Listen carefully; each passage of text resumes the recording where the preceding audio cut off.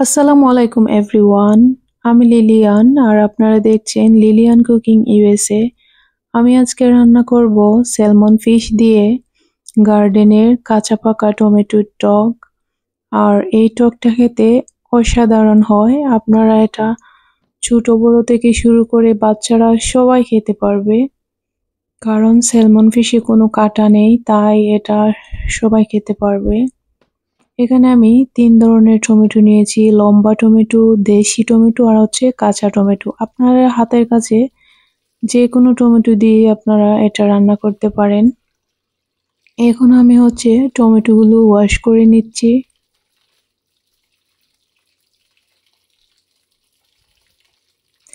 এই টমেটোর টকটা অনেক মজা হয়, আপনারা একবার হলেও ট্রাই করে দেখবেন। আমি টমেটো ওয়াশ করে নিয়েছি। এখন হচ্ছে ৪ পিস করে এরকম করে আমি কেটে নেব। আপনারা আপনার পছন্দের মতো শেপ দিয়ে নিতে পারেন। আমি জাস্ট এরকম করে ৪ টুকরো করে কেটে নিচ্ছি।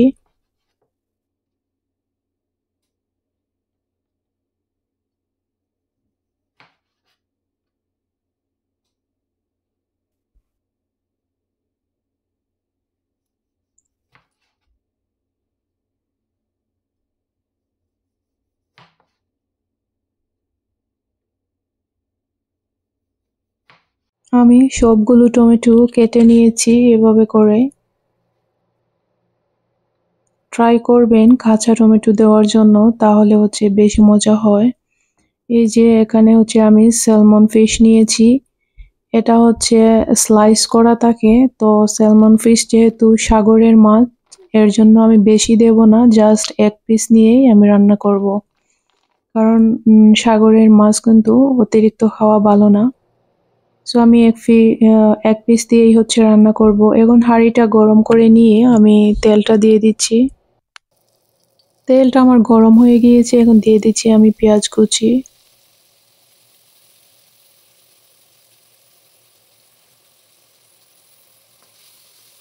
পেঁয়াজটাকে একটু ব্রাউন কালার করে নেব। পেঁয়াজটা একটু একটু লাল লাল হয়ে ভেজে নিয়েছি। এখন হচ্ছে 2 টেবিল স্পুন দিয়ে দিচ্ছি রসুনের পেস্ট।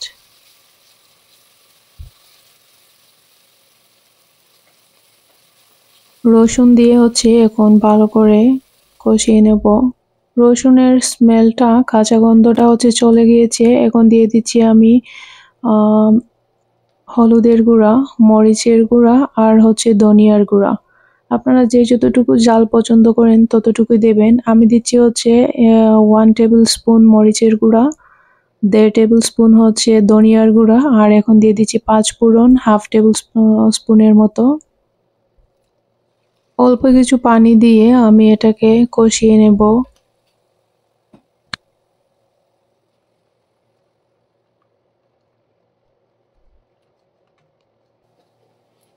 মশলাটা একটু ফুটে উঠেছে, এখন দিয়ে দিচ্ছি লবণ স্বাদ মতো।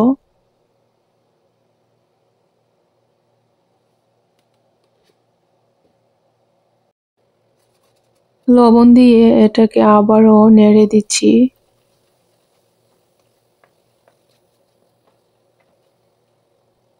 মশলাটা কষানো হয়ে গিয়েছে আমার, দেখতে পাচ্ছেন। এখন দিয়ে দিচ্ছি স্যালমন ফিশের যে পিসটা ছিল সেটা।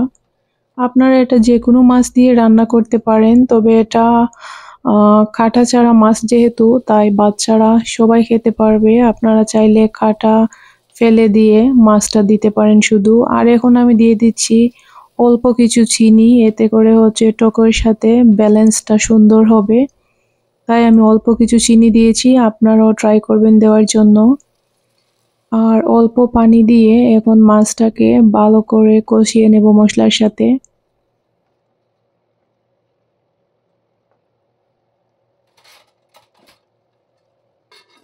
একটু ঢাকা দিয়ে দিচ্ছি যাতে ফিশটা তাড়াতাড়ি সফট হয়ে যায়।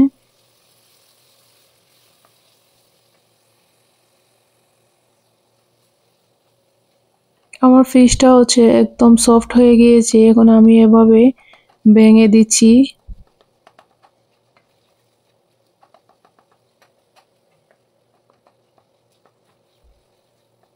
এভাবে ভেঙে দিয়ে আবারও মশলার সাথে কিছুক্ষণ কষিয়ে নেব। আমার মশলাটা পুরোপুরি কষানো হয়ে গিয়েছে। এখন দিয়ে দিব হচ্ছে টমেটো।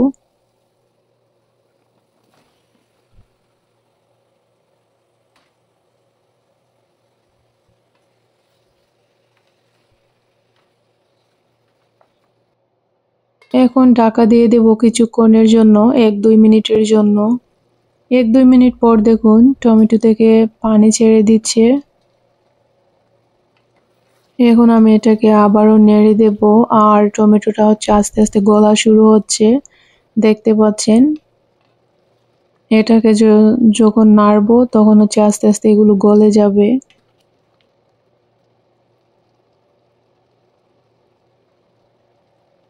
আবারও ঢাকা দিয়ে দেব 1-2 মিনিটের জন্য।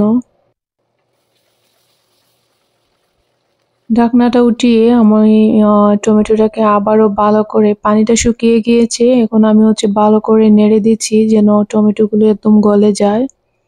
তো কাঁচা টমেটো যেগুলো সেগুলো আস্ত থাকবে, আর পাকাগুলা হচ্ছে একদম গলে যাবে। খাওয়ার সময় কিন্তু অনেক মজা লাগবে। কাঁচা টমেটো যখন আপনি মুখে দিবেন তখন দেখবেন একদম আমের মতো মনে হয়। আর আমি যেহেতু এটা ঝোল করব তার জন্য আমি বেশি পরিমাণে পানি দিয়েছি। আপনারা চাইলে ঘন রাখতে পারেন। আর আমি যেহেতু বেশি টক পছন্দ করি তার জন্য আমি ছোট সাইজের আমি একটা লেবু দিয়ে দিচ্ছি। আবার নাও দিতে পারেন, বাট যারা বেশি টক পছন্দ করেন আপনারা চাইলে এভাবে টমেটো সাথে হচ্ছে লেবুর রসটা দিয়ে দিতে পারেন। লেবুর রসটা দিয়ে আমি ওইদিকে ফোড়নের জন্য ফোড়নটা রেডি করে নিচ্ছি। তেলটা গরম করে নিয়ে ফোড়নে দিয়ে দিচ্ছি হচ্ছে রসুন কুচি। রসুনটা একটু ব্রাউন কালার করে হচ্ছে আমি দিয়ে দেব পেঁয়াজ কুচি।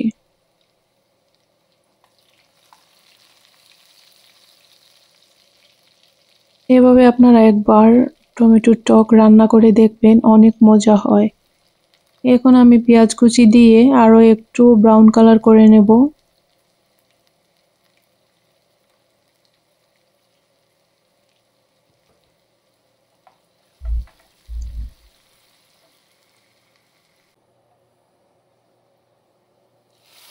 দিয়ে দিচ্ছি ফোড়ন। ফোড়নটা দিয়ে আমি নাড়বো না, জাস্ট ঢাকনা দিয়ে ঢেকে দেব।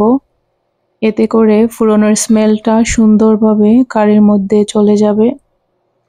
2 মিনিট পর আমি হচ্ছে ঢাকনাটা সরিয়ে নিলাম। আমার তরকারিটা হচ্ছে পুরোপুরি হয়ে গিয়েছে। এখন আমি দিয়ে দিচ্ছি ধনেপাতা কুচি। ধনেপাতা কুচি দিয়ে আমি 1 মিনিট জাল করব, তারপর নামিয়ে নেব। আপনাদের কাছে যদি এই পর্যন্ত আমার ভিডিওটি ভালো লেগে থাকে প্লিজ একটি like, comment, share and subscribe করতে ভুলবেন না। আমি লিলিয়ান, আর আপনারা এতক্ষণ দেখছিলেন লিলিয়ান কুকিং ইউএসএ। পরবর্তীতে কথা হবে নতুন কোনো রেসিপি নিয়ে। এই পর্যন্ত আপনারা সবাই ভালো থাকবেন, সুস্থ থাকবেন। আল্লাহ হাফেজ। Thank you so much everyone.